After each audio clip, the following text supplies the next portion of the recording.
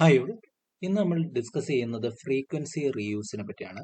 അപ്പോൾ frequency reuse പഠിക്കുന്നതിന് മുന്നായിട്ട് എന്താണ് ക്ലസ്റ്റർ എന്ന് നമുക്ക് നോക്കാം. അപ്പം ക്ലസ്റ്റർ എന്ന് വെച്ച് കഴിഞ്ഞാൽ ഒരു ഗ്രൂപ്പ് ഓഫ് സെൽസിനെയാണ് നമ്മൾ എന്തെന്ന് വിളിക്കുന്നത്, ക്ലസ്റ്റർ എന്ന് വിളിക്കുന്നത്. അന്നേരം ക്ലസ്റ്ററിനകത്ത് ഇതാ നോക്കി, ഇതൊരു ക്ലസ്റ്റർ ആണ്. ഈ n is equal to 7 എന്ന് വെച്ചാൽ 7 സെൽസ് ഉള്ള ഒരു ക്ലസ്റ്റർ ആണ് ഈ കാണിച്ചിരിക്കുന്നത്. സെൽസ് എന്ന് വെച്ചാൽ അറിയാലോ, സെൽസ് എന്ന് വെച്ചാൽ ഒരു ടവറിന്റെ അതിന്റെ പരിധിയാണ്. എന്ന് വെച്ചാൽ അതിന്റെ റേഞ്ച് വരുന്ന ആ ഒരു പരിധിയാണ് നമ്മൾ എന്തെന്ന് വിളിക്കുന്നത്, സെല്ലെന്ന് വിളിക്കുന്നത്.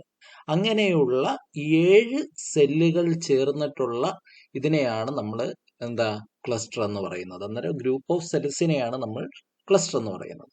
അന്നേരം ഒരു ക്ലസ്റ്ററിന്റെ പ്രത്യേകത എന്ന് വെച്ചാൽ ഈ ക്ലസ്റ്ററിനകത്ത് ഫ്രീക്വൻസീസ് റീയൂസ് ചെയ്തിട്ടില്ല. എന്ന് വെച്ചാൽ ഈ ഒരു സെല്ലിന്, സെൽ 1 ഒരു ഫ്രീക്വൻസി ആണെങ്കിൽ സെൽ 2 വേറൊരു ഫ്രീക്വൻസിയാണ്, സെൽ 3 വേറെയാണ്, 4 വേറെയാണ്, 5 വേറെയാണ്, 6 വേറെയാണ്, 7 വേറെയാണ്. ഇതിൽ 7 സെല്ലിനും എന്താണ്, ഡിഫറെന്റ് ഫ്രീക്വൻസീസ് ആണ്.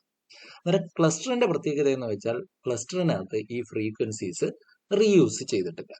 ഇനി നമുക്ക് ഫ്രീക്വൻസി റീയൂസിലോട്ട് വരാം. എന്തിനു വേണ്ടിയിട്ടാണ് ഫ്രീക്വൻസി റീയൂസ് ചെയ്യുന്നത്? Because only a small number of radio channel frequencies are available for mobile system. Mobile സിസ്റ്റത്തിനായി അവൈലബിൾ ആയിട്ടുള്ളത് ഒരു small number of radio channel frequencies മാത്രമേ അവൈലബിൾ ആയിട്ടുള്ളൂ. അന്നേരം എഞ്ചിനീയേഴ്സിന് എന്ത് കണ്ടുപിടിക്കേണ്ടതായിട്ട് വന്നു? ഈ ഫ്രീക്വൻസീസിനെ തന്നെ എന്ത് ചെയ്യേണ്ടതായിട്ട് വന്നു? ഈ റേഡിയോ ചാനൽ ഫ്രീക്വൻസീസിനെ തന്നെ റീയൂസ് ചെയ്യേണ്ടതായിട്ട് വന്നു. To carry more than one conversation at a time. ഒന്നിലധികം കോൺവെർസേഷൻ നടത്തണമെങ്കിൽ ഈ ഫ്രീക്വൻസീസിനെ തന്നെ എന്ത് ചെയ്യേണ്ടതായിട്ട് വന്നു? ഒന്നുകൂടെ യൂസ് ചെയ്യേണ്ടതായിട്ട് വന്നു. The solution adopted by the industry called frequency planning അല്ലെങ്കിൽ ഫ്രീക്വൻസി റിയൂസ്. അന്നേരം ഈ ഫ്രീക്വൻസിയെ തന്നെ വേറെ പിന്നെയും യൂസ് ചെയ്യുന്നതിനെയാണ് പറയുന്നത് ഫ്രീക്വൻസി പ്ലാനിങ് അല്ലെങ്കിൽ ഫ്രീക്വൻസി റിയൂസ് എന്ന് പറയുന്നത്. ഫ്രീക്വൻസി റീയൂസിന്റെ വേറൊരു പേരാണ് ഫ്രീക്വൻസി പ്ലാനിങ്. അപ്പം എങ്ങനെയാണ് ഈ ഫ്രീക്വൻസി റീയൂസ് പ്രോസസ്സ് നടത്തുന്നതെന്ന് നമുക്ക് നോക്കാം. The concept of frequency reuse is based on assigning to each cell a group of radio channels. അന്നേരം used in a small geographical area. Cells are assigned a group of channels that are completely different from neighboring cells. അന്നേരം നമ്മൾ ഓരോ സെല്ലിനും assign ചെയ്യുന്ന channel എന്ന് പറയുന്നത് neighbouring സെല്ലിൽ നിന്ന് completely different ആയിരിക്കും. എന്ന് വെച്ചാൽ പല ഫ്രീക്വൻസിയിലുള്ളതായിരിക്കും നമ്മൾ ഓരോ സെല്ലിനും അസൈൻ ചെയ്യുന്നത്. എന്ന് വെച്ചാൽ ആദ്യത്തെ സെല്ലിന് അസൈൻ ചെയ്യുന്ന ചാനൽ ആയിരിക്കുകയല്ല അടുത്ത ഒരു സെല്ലിന് അസൈൻ ചെയ്യുന്നത്. ഇനി ഒരു സെല്ലിന്റെ അല്ലെങ്കിൽ ഒരു ടവറിന്റെ ആ ഒരു കവറേജ് ഏരിയ വിളിക്കുന്ന പേരാണ് ഫുട് പ്രിന്റ്. അന്നേരം ഒരു സെല്ലിന്റെ കവറേജ് ഏരിയയ്ക്ക് വിളിക്കുന്ന പേരാണ് ഫുട് പ്രിന്റ് എന്ന് പറയുന്നത്. The same group of channels can be used in different cells. അന്നേരം നമുക്ക് ഇതിനകത്ത് യൂസ് ചെയ്തിരിക്കുന്ന സെയിം ഗ്രൂപ്പ് ഓഫ് ചാനൽസ് നമുക്ക് ഇൻ ഡിഫറെന്റ് സെൽസിനകത്ത് നമുക്ക് എന്ത് ചെയ്യാൻ പറ്റും? ആ ചാനൽ പിന്നെയും യൂസ് ചെയ്യാൻ പറ്റും. That are far away from each other so that their frequencies do not interfere. നമുക്ക് ഒരേ ഗ്രൂപ്പ് ഓഫ് ചാനൽസ് തന്നെ ഡിഫറെന്റ് സെൽസിൽ നമുക്ക് യൂസ് ചെയ്യാം. പക്ഷേ ഉള്ള കണ്ടീഷൻ എന്താണെന്ന് വെച്ച് കഴിഞ്ഞാൽ ഈ രണ്ട് സെൽസും തമ്മിൽ എന്താണ്, ഫാർ അവേ ആയിരിക്കണം, വളരെ ഡിസ്റ്റൻസിലായിരിക്കണം. അങ്ങനെയാണെങ്കിൽ എന്താണ്, അവിടെ ഫ്രീക്വൻസീസിന്റെ ഇന്റർഫറൻസ് നടക്കത്തില്ല. ഓക്കെ, ഇതിനെയാണ് ഫ്രീക്വൻസി റീയൂസ് എന്ന് പറയുന്നത്. റീയൂസ് ഡിസ്റ്റൻസ് ഉണ്ട്. റീയൂസ് ഡിസ്റ്റൻസിന്റെ ഇക്വേഷൻ ആണ് DRU എന്ന് വെച്ചാൽ reuse distance is equal to RC root N ആണ്. N എന്ന് പറയുന്നത് ഇതിനകത്ത് ഈ N എന്ന് പറയുന്നത് number of cells in a cluster ആണ്.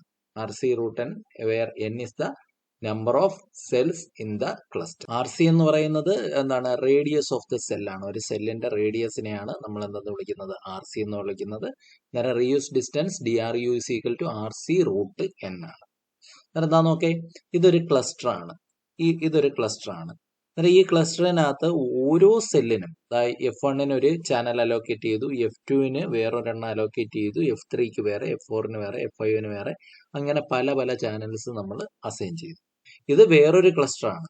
അന്നേരം ഈ ക്ലസ്റ്ററിൽ നമുക്ക് എന്താണ്, ഇവിടെ യൂസ് ചെയ്ത അതേ ഫ്രീക്വൻസി തന്നെ നമുക്ക് എവിടെയും യൂസ് ചെയ്യാൻ പറ്റും. ഈ ഒരു ക്ലസ്റ്ററിൽ നമുക്ക് യൂസ് ചെയ്യാൻ പറ്റും. ക്ലസ്റ്റർ 2 ക്ലസ്റ്റർ 1 യൂസ് ചെയ്ത അതേ ഫ്രീക്വൻസി തന്നെ നമുക്ക് യൂസ് ചെയ്യാൻ പറ്റും.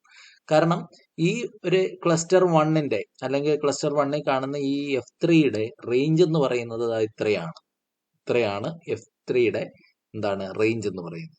അന്നേരം നമ്മൾ ഈ ഇതിൽ യൂസ് ചെയ്ത ഫ്രീക്വൻസി തന്നെ ഇവിടെ യൂസ് ചെയ്ത് കഴിഞ്ഞാൽ ഒരിക്കലും ഇവിടെയുള്ള സിഗ്നലും ഇതിൽ യൂസ് ചെയ്തിരിക്കുന്ന സിഗ്നലും തമ്മിലുള്ള ഇന്റർഫറൻസ് നടക്കത്തില്ല.